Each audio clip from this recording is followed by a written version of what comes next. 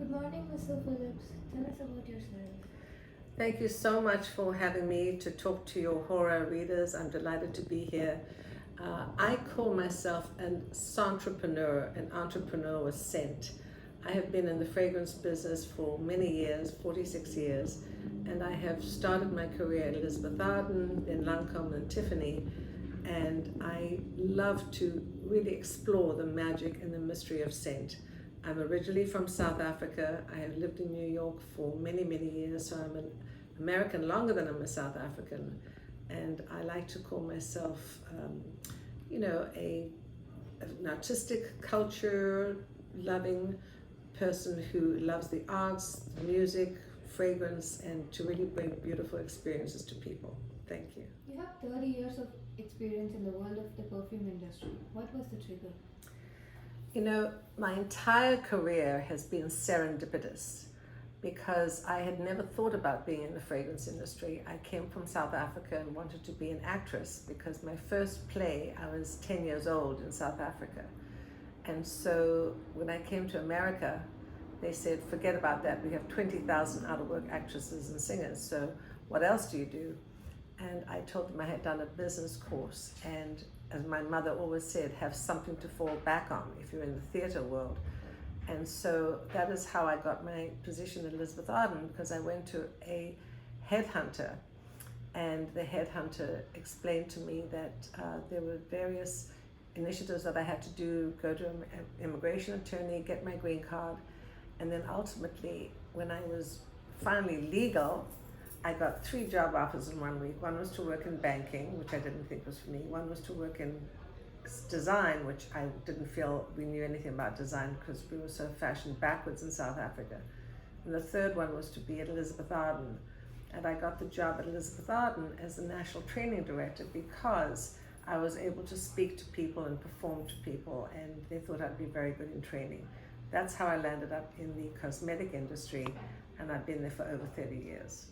You have extensive expertise in the world of perfume, with branding, advertising, marketing strategies.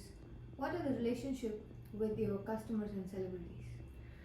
The first thing is to really understand the core ethos of the brand, whether it's a brand, whether it's a celebrity, whether it's a property, to really understand what that core ethos is, and then to really start to define the relationship between the person, the property, the celebrity to the fragrance. If somebody is very casual and outward going, they don't want anything very heavy and sophisticated.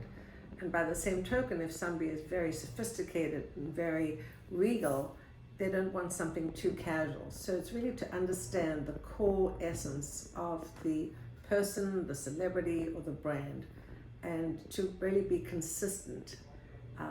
If there's an inconsistency, it won't resonate with the consumer.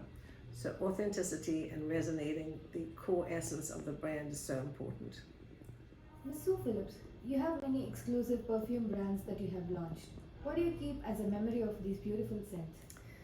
The first one that comes to mind is the Tiffany. Tiffany perfume is so recognized, and the brand Tiffany is so recognized with this robin's egg blue. And this was a beautiful fragrance that we developed. The bottle is reminiscent of the architecture of the building in New York City, this Art Deco building, the Art Deco bottle. And it was just a beautiful, feminine, very lovely, fresh, beautiful, sophisticated perfume. And then this was the one for Burberry, Society by Burberry. So all of these are like my children. All the brands that I've developed are like my children, and I have a special relationship and a special memory for each of them because each one has its own core essence and its own core values. And when I come to do a fragrance, I think about the fragrance brand, not what I like, but what is reflective and what will resonate with the brand. So it's really important to think about that. So those are my babies, if you will. You were also vice president of Tiffany & Co. How did you experience this great adventure? Well, it was a great adventure, and I was so honored to be selected to be the executive vice president of Tiffany. And if you'd have told me growing up in South Africa that one day I'd be executive vice president of Tiffany, I would have never believed it. But I was excited and honored, and what we did was created a joint venture with Chanel. Chanel did the operations and the financing, and we did the marketing, the creative, and we worked with, I worked with the chief perfumer of Chanel, Jacques Poge, who was an amazing perfumer, and together we really created this beautiful fragrance, which was a very feminine, sophisticated, floral, orange blossom perfume, and it was launched for the 150th anniversary of Tiffany. After a decade in the corporate world, you chose to create Scenterprises in 1990 to share your passion and knowledge of fragrances. How are you living this new adventure? You know, becoming a mother was a launch in itself, and so I had my baby, and I decided that I would start my own career and my own corporation, which was called Scenterprises, and never wanting to give up work, but at the same time wanting to be in control of my own destiny, I started my company, which I called Scenterprises, and I got my best ideas early in the morning, and I kept on thinking of scent and enterprises, so the company is called Scenterprises. And this has been an amazing career for me because I've been able to speak to so many different companies and create so many different iconic brands, as well as being a real entrepreneur in the industry. So I'm able to navigate my way between different companies, different corporations, different brands to really give beautiful fragrances and deliver beautiful fragrances. So I'm grateful for the fact that this is an entrepreneurial country and that I've been able to build my fragrance business through my entrepreneurial ventures. You're a compelling speaker and author. You're a regular contributor to publications, and your book, The Power of Perfume, which was launched in the spring of 2021, has been a great success. Tell us more about this chapter of the written word. Well, thank you for that. I love to speak, and I've done many speaking engagements, and I love to write, and I've written many articles about fragrance for industry publications. So at the time of the pandemic, sadly, business closed down and there was no more business, no more consulting. Everything came to a grinding halt. And it was then that I decided to write my book and put pen to paper. And this was called it is called The Power of Perfume, How to Choose It, Wear It, and Enjoy It. And it's an interesting read. It's got fragrance facts, fragrance tips, and it talks about how people really enjoy fragrance.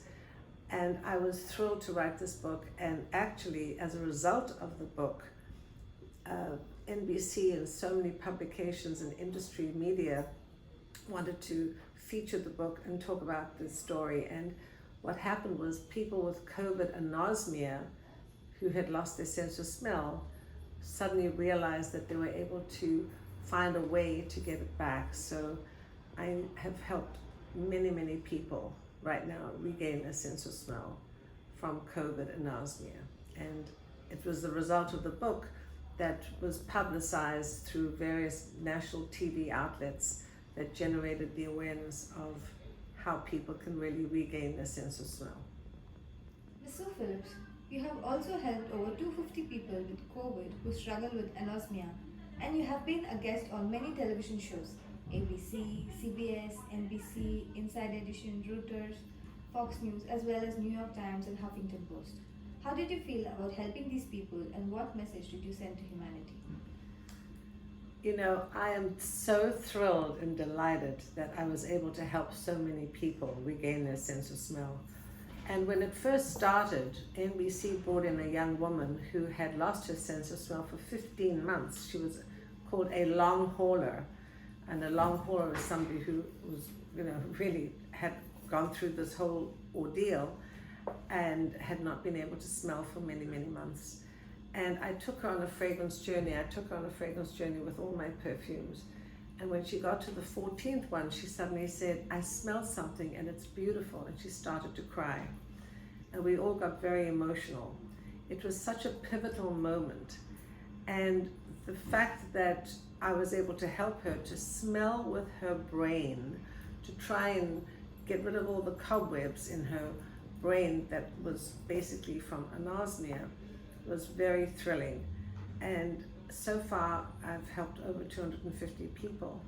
Now, it's interesting because the sense of smell is our strongest sense, is our most powerful sense. Our strongest is our sense of sight. And when you lose your sense of smell, it is devastating. People, they don't want to socialize, they don't want to eat, they don't want to go out, they don't want to really socialize with friends because it's such an ordeal, not being able to enjoy food and not being able to smell and taste. And so this has become a joy for me to help people and to realize that they can regain their sense of smell. South Africa is a vast country known for its beautiful cultural diversity through a great man, Nelson Mandela, as much as a country. What marked you the most in this beautiful country, and what flavor did you keep from this beautiful childhood? Well, South Africa is very near and dear to me. I grew up there, and my early years there were marked with the wonderful memories of going to the game reserve and going with my family to the game reserve and enjoying early morning rides in the veld, in the bush, and late night barbecues, and those smells would just tingle along my nose and my nostrils about the early morning scent of the fresh green grass, which was next to the red hot baked earth. Those confluence of those flavors and fragrances were amazing. And Nelson Mandela certainly was a hero of mine, and I always have admired him for what he did and what he espoused for the Truth and Reconciliation Act. South Africa is beautiful. It has fauna, flora, beautiful oceans, beautiful forests, wonderful animals, and I'm very grateful that I grew up in that place because it was a lovely time to grow up there. And even with its problems, I'm grateful that I grew up there. What moves you about a woman today? Well, a woman today can be anything she wants to be, and I firmly believe that there are no limits. Women can be whatever they want to be, and I think with passion and with fortitude, with strength, with resolve, with hard work, the doors will open. There are still challenges, yes, but I think women have to realize that there should be no limits, and that they can be and do whatever they choose to do. What message do you have to convey to the readers of Hora magazine? Well, I'm delighted to be talking to Hora magazine readers, and I think that my philosophy has always been never give up, work hard, be passionate about what you do, and just be considerate and courteous to people. It's really important that you can hold your head up high and know that what you're doing and your actions are not going to hurt anybody. And I thank you for this wonderful opportunity to be here with you and all of the Hora magazine readers. Thank you so much.